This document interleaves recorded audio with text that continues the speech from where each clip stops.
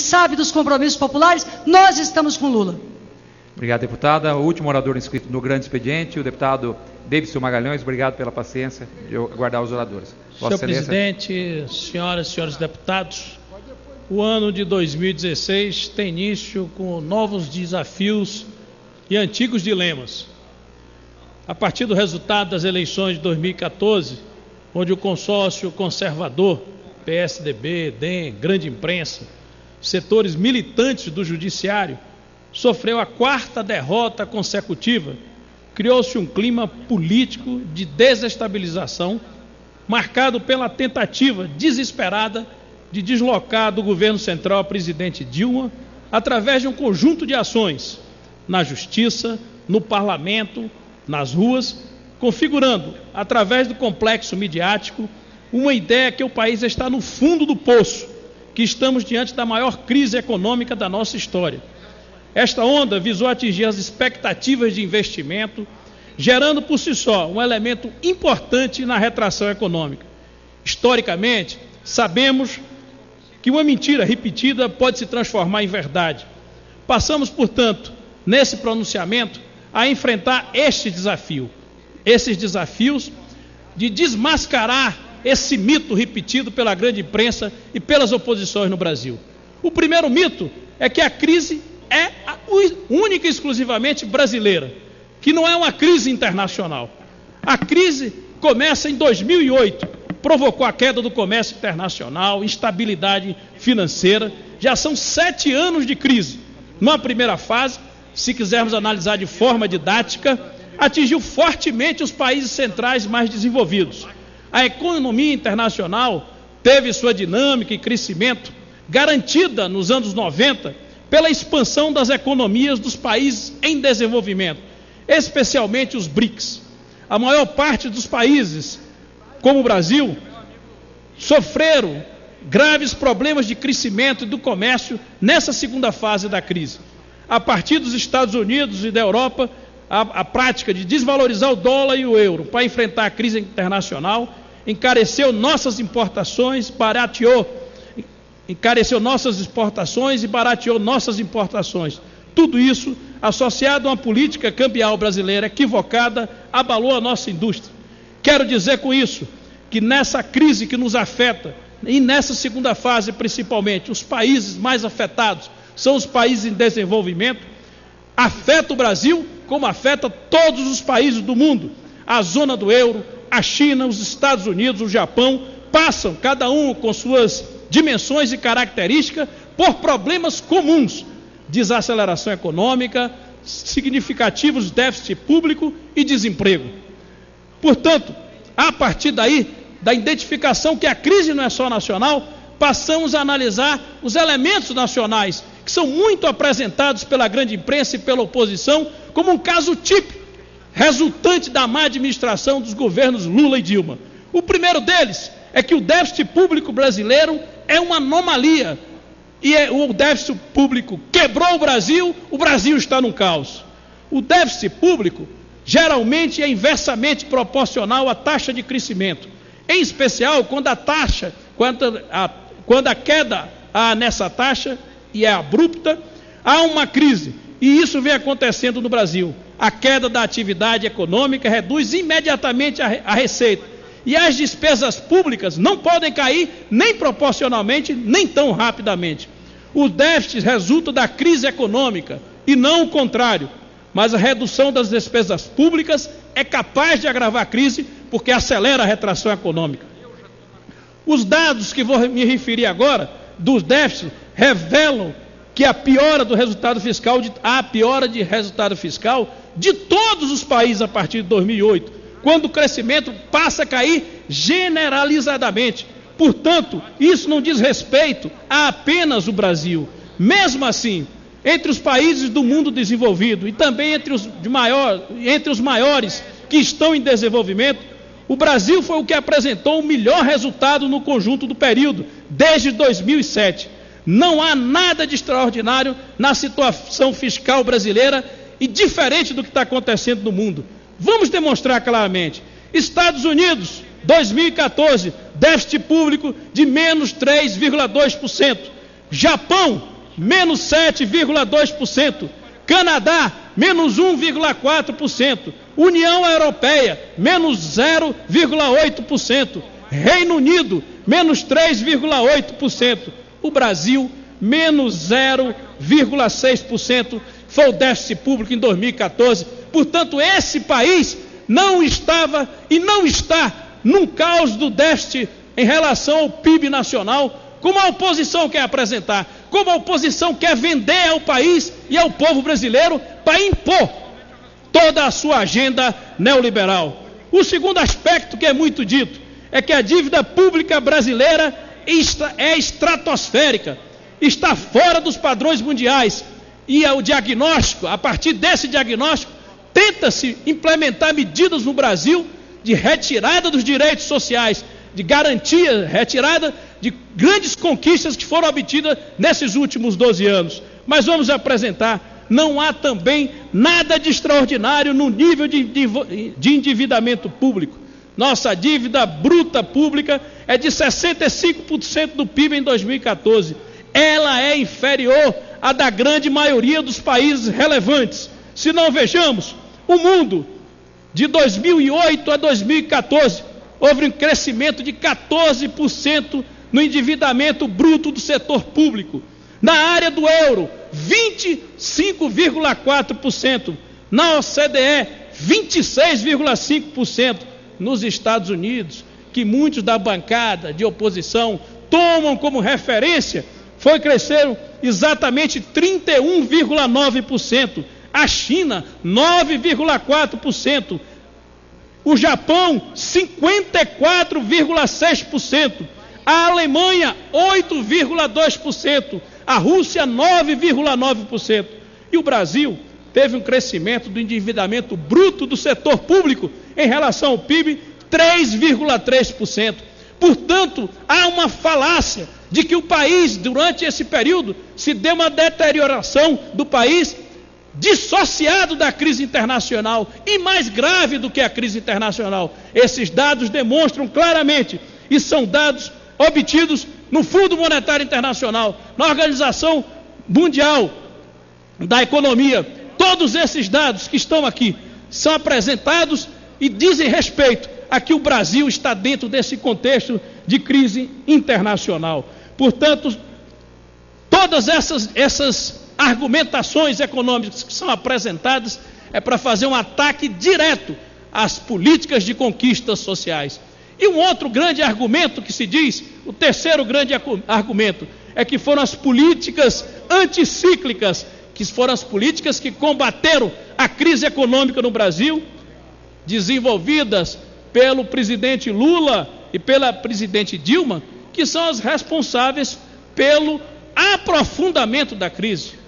Aí é que está a grande falácia, aí é que está a grande mentira apresentada pelos meios de comunicação, pela grande mídia, pelo complexo midiático oposicionista, e que é sustentado nessa casa por aqueles que têm os interesses completamente voltados à desnacionalização da economia e à retirada dos direitos sociais. Vamos ver o resultado dessas políticas anticíclicas, dessas políticas de enfrentamento à crise internacional, que foram desenvolvidas pelo presidente Lula e pela presidente Dilma, e os seus resultados. Os dois governos do presidente Lula e da presidente Dilma trataram de manter e ampliar a proteção social aos trabalhadores e ao povo contra os efeitos deletérios da crise, como perda de renda e de empregos, e manteve com enorme sucesso essa proteção durante 6 anos. A renda dos trabalhadores continuou crescendo em termos reais durante todo o período. Nenhum país do mundo logrou isso de modo geral. Entre as economias relevantes, apenas China e Índia conseguiram manter estas rendas mais estáveis. Quanto a emprego, o Brasil alcançou o resultado ainda mais impressionante. Foi um dos 2 únicos países do mundo em que o desemprego se reduziu à metade durante a crise, de 9,3% em 2007 para 4,5% em 2014. A Rússia também o fez, mas a diferença foi de apenas 1%. E temos aqui o desemprego para justificar a taxa do desemprego que nós tivemos no mundo para analisar o desempenho do Brasil e das políticas que foram desenvolvidas aqui. Na OCDE, os países mais desenvolvidos do mundo, a variação do desemprego foi 1,7%. Na área do euro, 4,2% o desemprego cresceu. Nos Estados Unidos, 1,6%. Na Alemanha, menos 3,7%. Tudo isso dá uma demonstração que nesse período dos países onde o desemprego cresceu, nos grandes países capitalistas centrais do mundo, o Brasil houve uma redução quase que a metade das taxas de desemprego entre 2007 e 2014. Porém, a maior defesa econômica contra a crise foi a constituição de uma robusta reserva de divisas internacionais. Enquanto governos passados aproveitavam fases de bonança da economia mundial para elevar os ganhos dos ricos e aumentar a desigualdade interna, os governos que nós apoiamos, de Lula e Dilma, criou uma barreira contra aquilo que ocasiona maior custo à economia e ao povo numa crise: o estrangulamento cambial, por falta de financiamento externo, que se precisa quando caem os preços das nossas exportações. Este estrangulamento não só faz com que o Brasil, assim como todos os países dependentes, não consigam honrar as dívidas assumidas no período anterior de prosperidade internacional, como também dificulta, quando não impede, que se consiga manter o fluxo normal de importações necessárias à economia. Como aconteceu mais recentemente na crise dos anos 70, quando até o petróleo teve que ser racionado, como também na crise de 98 e 2002, no período de Fernando Henrique Cardoso.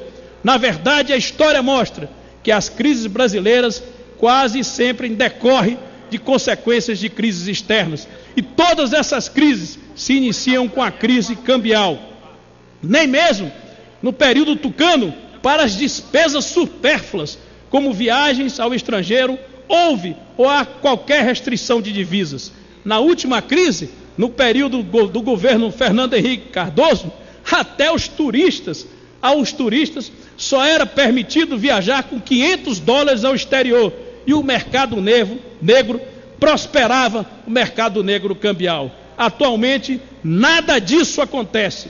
Como se pode observar, mesmo não rompendo com o tripé macroeconômico neoliberal, superávit primário, taxa de câmbio flutuante e as metas inflacionárias, não estabelecendo inclusive um controle sobre os fluxos de capital, os governos Lula e Dilma reduziram a vulnerabilidade externa herdada dos tucanos. Dá uma parte ao deputado. Queria cumprimentar pelo seu brilhante pronunciamento, aliás, pela sua atuação parlamentar, que é reconhecida. Eu tenho tido o privilégio de conviver com Vossa Excelência, não só nesse plenário, nas comissões também, em frentes parlamentares que nós compartilhamos, e dizer que é muito apropriada a sua análise sobre a conjuntura global, a conjuntura internacional. Veja bem, nós estamos convivendo nesse momento em economias desenvolvidas do mundo com a taxa de juro negativa, ou seja, os investidores, os poupadores estão colocando seus recursos nos bancos e os bancos estão cobrando, em vez de remunerar o capital, cobrando só. Isso é o sinal de que nós vivemos uma era de grande insegurança, de grande incerteza na conjuntura internacional, porque é a troca da remuneração do capital pela segurança, o desafio da segurança. Portanto, a sua apreciação, e esse é um desafio que tem que ser evidentemente alcançado por essa casa, para nós podermos fazer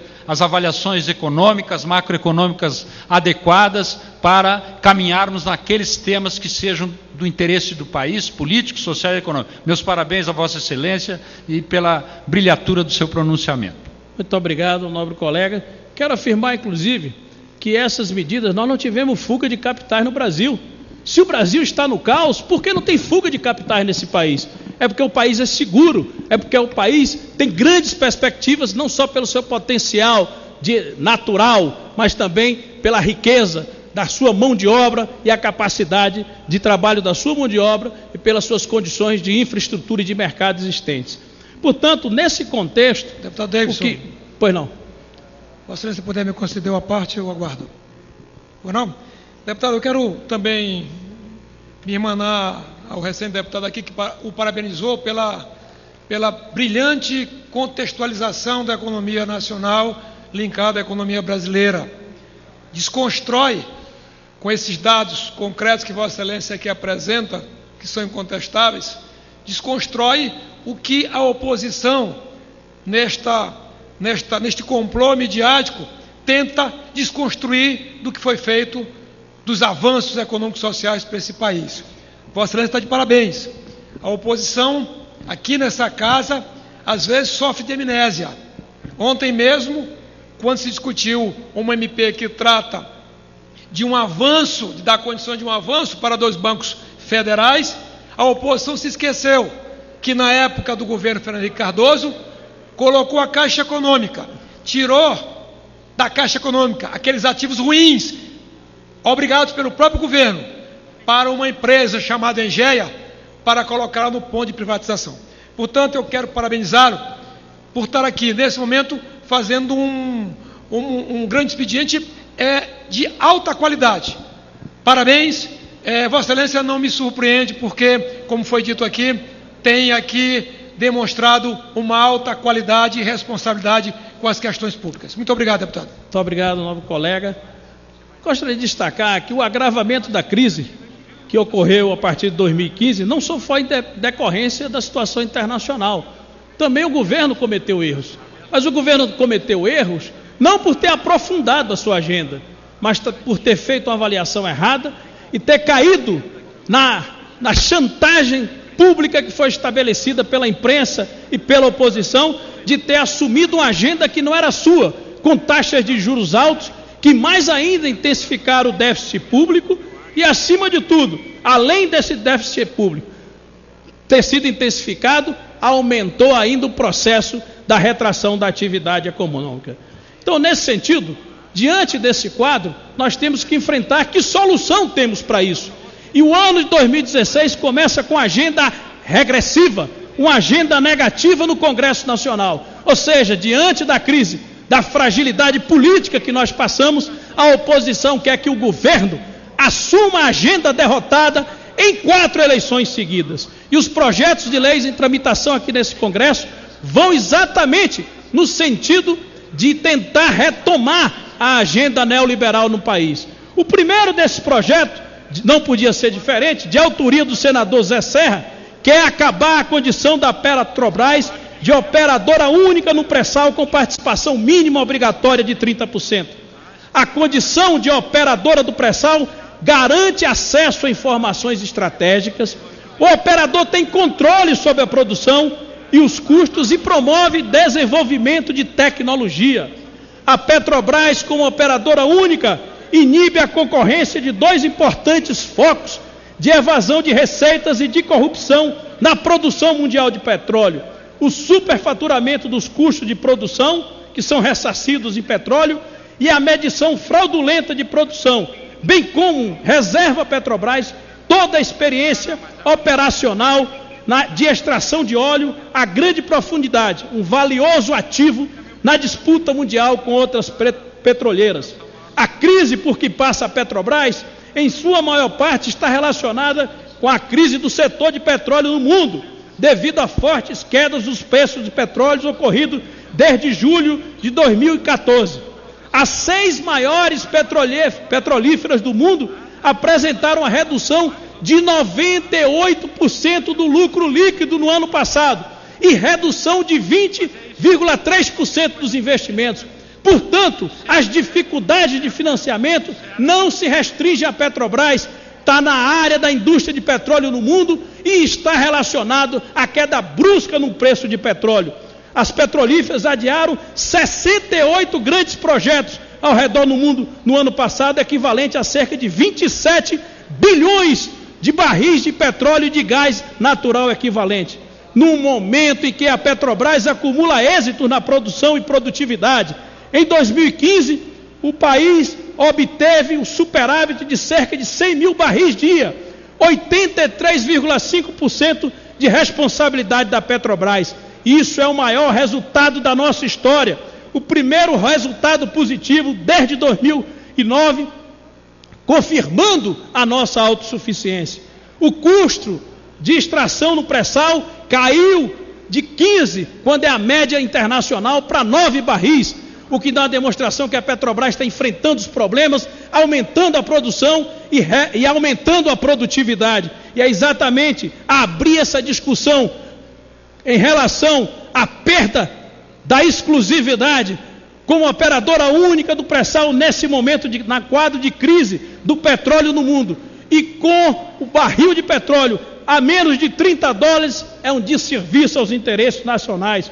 O objetivo, de fato, é a entrega dessa grande riqueza nacional a preço de banana ao capital internacional. E não é à toa que esse debate, o projeto, volta ao Senado Federal quando visita o Brasil o presidente da Shell. E é exatamente nesse momento que nós estamos discutindo, quando foi aberto uma rodada de leilão de petróleo no Brasil. Foi um fracasso. No México, um fracasso. Na Colômbia, 80% de deságio.